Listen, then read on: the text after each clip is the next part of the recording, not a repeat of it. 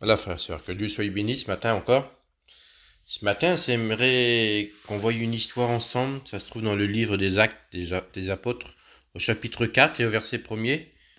Je ne vais pas vous lire toute l'histoire parce que la lecture est longue, mais on sait que dans l'histoire-là, on sait que Pierre et Jean étaient en train de parler au peuple de Jésus, de la parole de Dieu, de la résurrection des morts. Et la Bible nous dit que les anciens du peuple, que les commandants, les Sadducéens, mécontents qu'ils s'écoutaient ça, ils ont pris Pierre et Jean et les ont jetés en prison jusqu'au lendemain matin.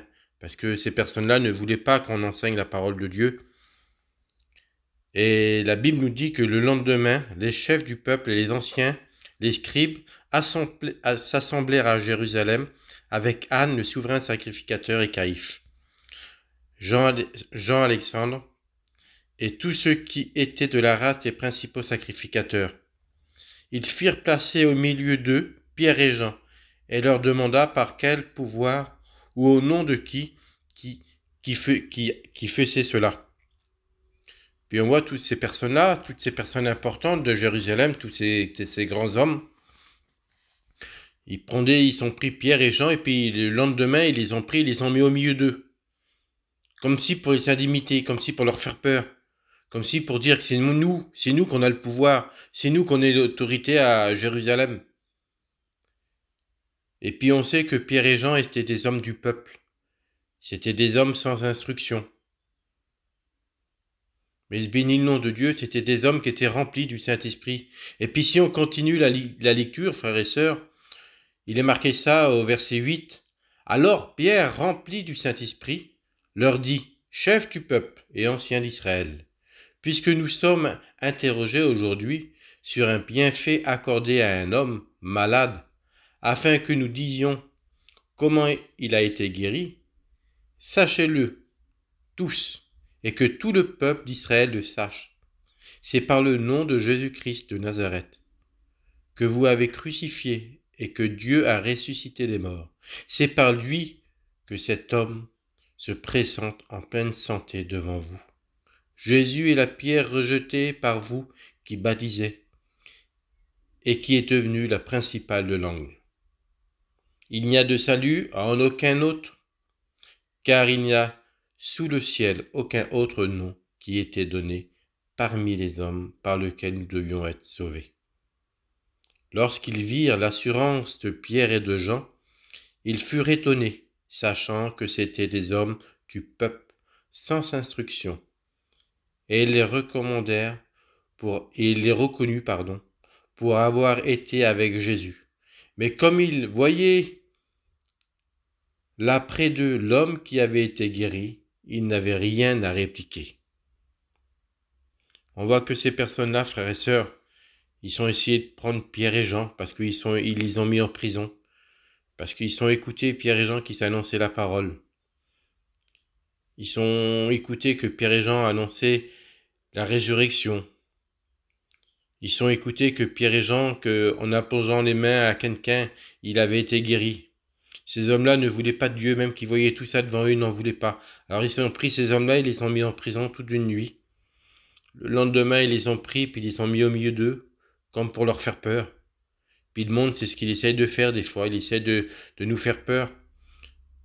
Mais ce béni le nom de Dieu que Pierre, rempli du Saint-Esprit avec Jean, leur posa et il leur disa ces passages-là, que c'était par Jésus-Christ de Nazareth que cet homme se présentait en pleine santé.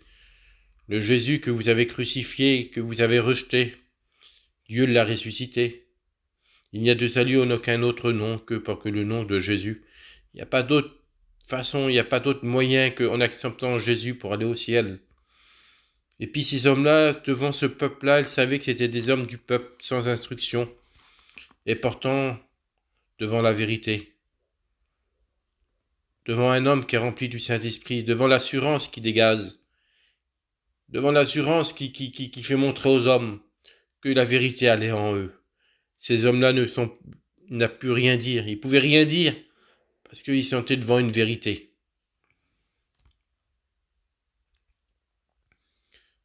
Puis quand on continue l'histoire, on voit que ces personnes-là, ils essayaient encore de leur faire peur et de les interdire de parler de Jésus. Pierre et Jean, il est marqué un petit peu plus bas au verset 19, comme ces personnes-là essayaient de leur faire peur, de leur interdire de te parler de Jésus.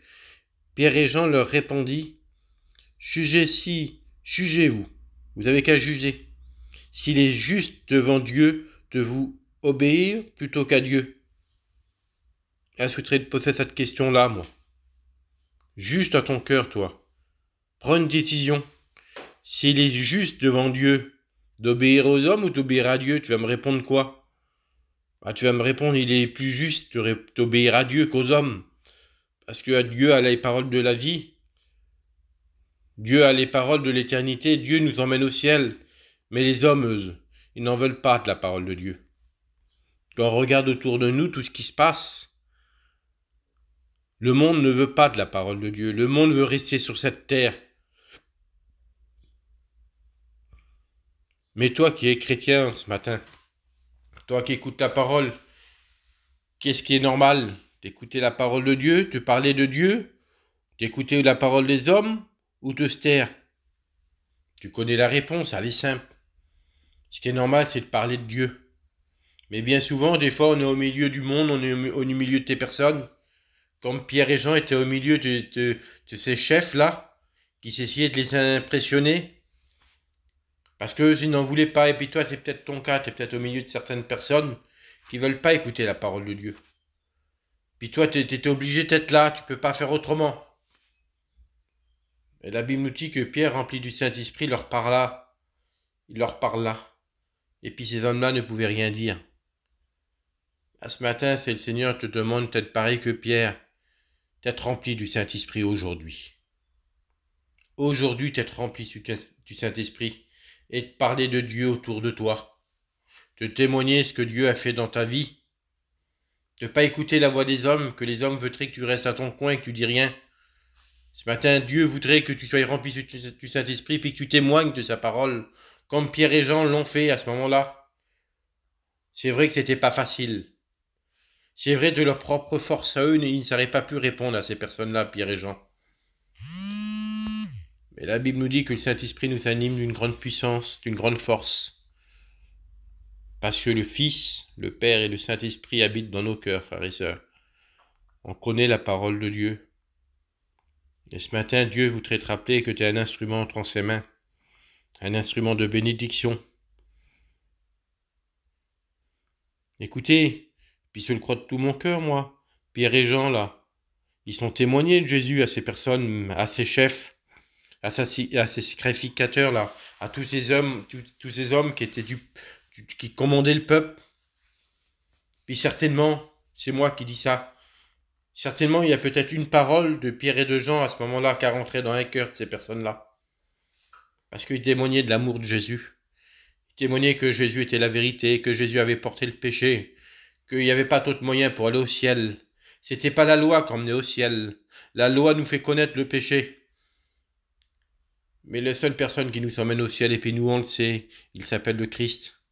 Jésus-Christ, le Fils du Dieu vivant, le seul Fils. C'est lui qui nous emmène au ciel par la parole de son Père. Puis à ce moment-là, Pierre et Jean témoignent, et puis il leur dit au peuple. Puis avec ces personnes-là, ils sont impressionnés. Parce qu'ils savaient que c'était des hommes sans instruction. C'était des pécheurs, ils ne savaient pas étudier la loi, eux. Ils ne savaient pas comment parler. Mais le Saint-Esprit, lui, il se sert de nous pour faire connaître la volonté de Dieu. Et le Saint-Esprit veut te servir de toi aujourd'hui pour faire connaître la volonté de Dieu. Puis toi, tu vas peut-être témoigner, rempli du Saint-Esprit. Tu vas peut-être rien voir. Il y aura peut-être certainement une parole de ton témoignage qui va rentrer dans un cœur. Et puis on le sait que celui qui convainc du péché de justice, c'est le Saint-Esprit, c'est pas nous. Nous, on sert de témoin pour Jésus. On témoigne ce qu'il a fait pour notre vie, mais lui qui convainc de péché dans un cœur, c'est le Saint-Esprit. Dieu avec un seul mot, Jésus avec un seul mot. Il bouleverse les cœurs, on le sait ça. Il y a des personnes, on l'écoute dans tes témoignages. Il y a des personnes avec un seul mot qui sont écoutées. Un seul mot, leur vie était transformée. Avec un seul mot de Dieu. Les vies peuvent être transformées. Et si aujourd'hui tu serais l'instrument, toi. Toi qui écoutes ta parole, si aujourd'hui tu serais l'instrument de la bénédiction. Il n'y a pas besoin d'être serviteur, il n'y a pas besoin d'être un grand chrétien. Excusez-moi du mot. Dieu a besoin des personnes disponibles. Dieu a besoin d'un cœur ouvert, d'une personne qui se laisse commander par le Saint-Esprit, qui se laisse saisir par le Saint-Esprit. Dieu a besoin de ces personnes-là aujourd'hui, pas demain, aujourd'hui, parce que le lendemain, ça appartient à lui-même. On parle d'aujourd'hui. La Bible nous dit que Dieu renouvelle les forces chaque jour, et puis Dieu veut te donner la force du Saint-Esprit, pour que tu sois un témoin, là où tu es. Il n'y a peut-être pas de chrétiens, c'est peut-être difficile. C'est peut-être dur, parce qu'il y a des personnes qui sont dures, qui ne veulent pas accepter la parole de Dieu. Mais il y a des personnes qui disent rien, et puis qui t'écoutent. Et puis la parole qu'ils prennent dans leur cœur peuvent les emmener au ciel, parce que c'est le Saint-Esprit qui conduit dans toute la vérité. Alors ce matin, je voudrais qu'on soit comme Pierre et Jean, nous. Malgré qu'on est jeté en prison, malgré qu'on ne comprend pas là où qu'on est, malgré qu'il y a des personnes qui se mettent autour de nous et qui nous interdisent de parler de Dieu, qui nous interdisent de parler de Jésus, qu'on soit quand même tes témoins, à travers notre parole, à travers notre témoignage, à travers notre comportement, notre façon de marcher, qu'on soit des témoins véritables de l'amour de Dieu. Je voudrais vous rappeler ça, frères et sœurs. Il est à la porte, plus que jamais. On doit faire violence, violence pour l'obéir, violence pour marcher dans les empreintes de ses pas. Plus que jamais, c'est dur de marcher avec Dieu. Et plus on va avancer dans les jours, dans les mois, dans les années, si le Seigneur tarde encore à revenir, plus qu'on va avancer, plus que ça va être dur. Parce que nous, on le sait que Jésus est à la porte. Mais le monde, il sait aussi que Jésus est à la porte. Le diable, il sait qu'il va bientôt revenir nous chercher. Alors il en fera tout ce qu'il peut. Et puis on le voit, on n'est pas aveugle. On le voit que chaque jour il passe, chaque jour on a du mal à annoncer la parole de Dieu. Chaque jour qui passe, on sait que chaque jour qui passe, on a une oppression autour de nous. La chair, elle veut pas. Le monde ne veut pas. Mais on a dans notre cœur, on a celui qui a triomphé du monde. Bien que le monde ne veut pas, mais le monde ne peut pas arrêter la parole. À condition que tu aies ton cœur ouvert. À condition que tu veux être rempli du Saint-Esprit et te laisser diriger. Te laisser faire le Saint-Esprit à ton cœur. Si tu te laisses faire le Saint-Esprit à ton cœur, tu seras un instrument de bénédiction aujourd'hui. Alors soyons comme Pierre et Jean. Disons à ces hommes qui sont autour de nous, il n'y a de salut, il n'y a aucun autre nom que le nom de Jésus. Il n'y a pas d'autre nom sous le ciel et sur la terre qu'on puisse être sauvé que le nom de Jésus. Il n'y a pas d'autre chemin qui emmène au ciel si ce que Jésus. Il est le chemin, la vérité et la vie. Témoignons-le, dites-le autour de vous.